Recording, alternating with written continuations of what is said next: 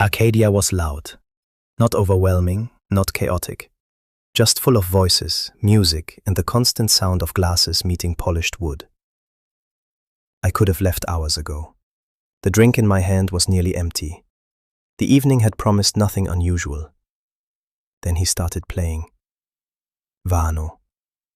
The stage lights caught the black fabric covering his eyes. His hands moved across the keys, steady, effortless, as if he had forgotten there were people in the room at all. I didn't know the song, and yet I stayed. Maybe it was the voice. Maybe it was the way every line sounded as though it belonged to someone. Not everyone, someone. At some point he lifted his head, not suddenly, not searching, more like something had quietly called his name.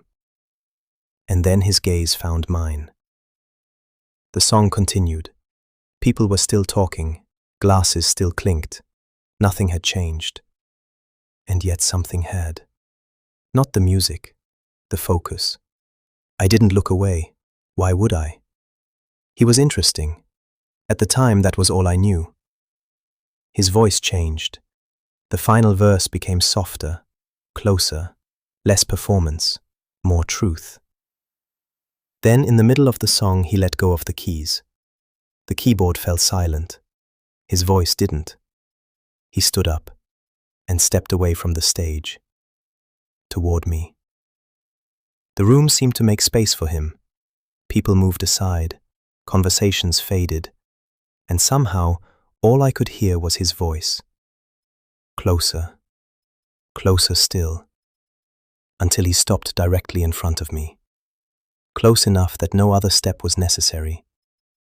Close enough that the final line of the song no longer belonged to the room, only to me. Then the music ended. Silence. No words, no movement, only his gaze, and mine. Some things happen by accident. This didn't feel like one of them. He looked away first. Not abruptly, not reluctantly, more like someone forcing himself to let go of a thought. The fabric of his jacket brushed my sleeve as he turned, barely noticeable, and yet impossible to ignore. Then he walked away, not toward the crowd, not toward another conversation, toward the darker part of the building, backstage. The space between performance and silence. I didn't hesitate. The glass touched the counter. I stood up and followed him. The distance wasn't far, but every step felt heavier than it should have, as though something important had already happened, and neither of us had said a single word. Behind the stage, the air changed. Dust, warm wood, metal, electrical cables hidden behind walls. The sounds of Arcadia still existed, applause, conversations, laughter, but they felt distant now, like they belonged to another world. Vano had stopped.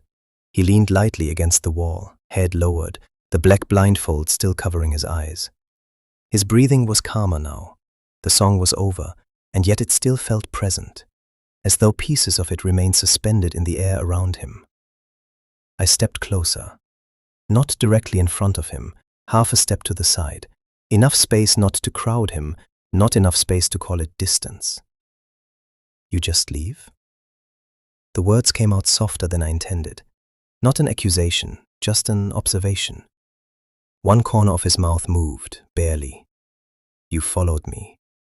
There was something dangerous about how simple that answer was.